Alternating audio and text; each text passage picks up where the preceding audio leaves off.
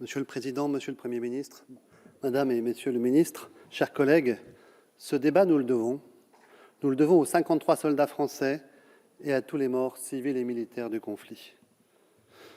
Ce débat est un débat nécessaire. Il éclaire une page de la longue histoire qui nous relie, nos deux peuples.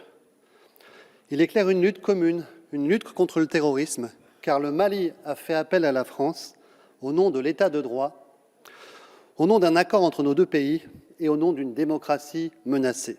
C'est donc un combat juste pour préserver une culture séculaire, celle des manuscrits mythiques de Tombouctou, de Djenné, de Gao, de Caille ou de Ségou, celle que nous a transmise Amadou en Patéba, dans cette belle langue française. C'est enfin le combat d'un islam africain ouvert. Tout cela était menacé. L'heure est au bilan. Alors bien sûr, une évidence, redisons-le à chaque fois, nous avons sauvé le Mali d'un destin qui serait celui d'un califat.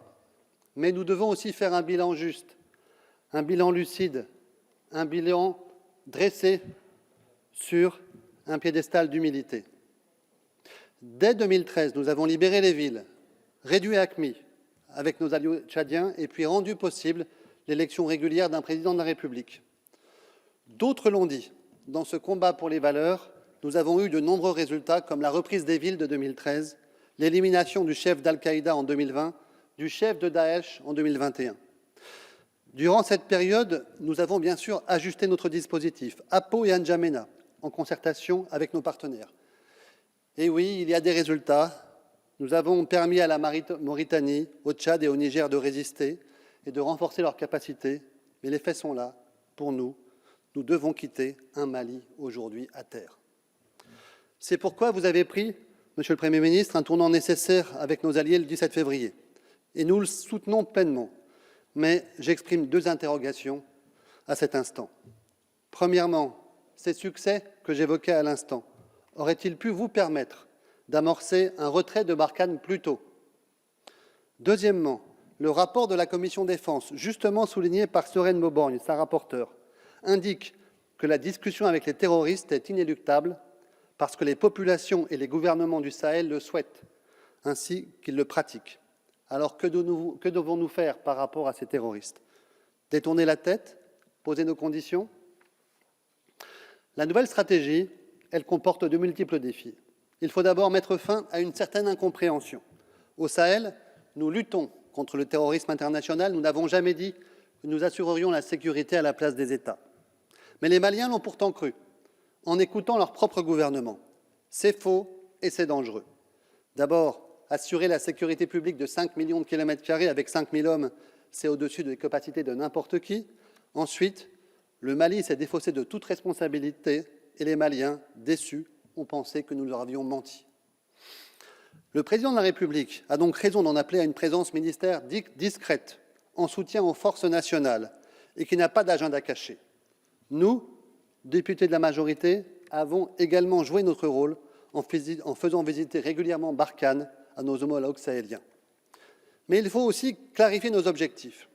Concernant le Mali, nous souhaitons bien sûr son unité, mais c'est d'abord aux Maliens de décider de leur avenir national et de son organisation. Et j'espère que le Mali, confronté aujourd'hui aux mercenaires sanglants de la Russie, retrouvera vite le chemin de sa souveraineté. Mais le Mali représente aussi d'autres défis pour la MINUSMA, qui pourrait y rester seule, pour nos alliés aussi. Ces 7 500 km de frontières ne sont pas une ligne Maginot contre le terrorisme.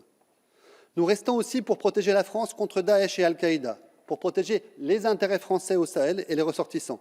Mais nous ne sommes pas là pour garder la main sur l'or ou l'uranium dans ces pays. La France n'en a pas besoin et respecte ses partenaires. Nous sommes là pour éviter la propagation du terrorisme au reste de l'Afrique de l'Ouest. Et c'est toute la région qui s'engage. C'est le Niger de M. Bazoum avec Takuba. Ce sont les pays du Golfe de Guinée avec l'initiative d'Accra. C'est l'Europe qui met les moyens financiers. Mais là, le défi principal, c'est celui de la bonne gouvernance. D'un côté, la pauvreté envoie les jeunes désœuvrés dans les bras des djihadistes, et de l'autre, la corruption désespère les populations et les envoie directement dans les bras des régimes militaires. Les régimes élus ont fait défaut. Donc c'est bien par la bonne gouvernance que nous réussirons et que nous échouerons. Cette gouvernance doit enfin s'appuyer sur des parlements qui exercent leur rôle de contrôle. Et nous avons participé avec les parlements sahéliens à la création du comité interparlementaire G5 Sahel. Nous y poursuivons ensemble le même objectif, plus de contrôle pour la coopération civile et militaire entre l'Europe et ces pays.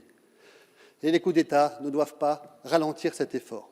Et puis, dernier point, cette bonne gouvernance doit évidemment impliquer la société civile, et je pense en premier lieu aux organisations de femmes, de jeunesse et aux militants des droits de l'homme.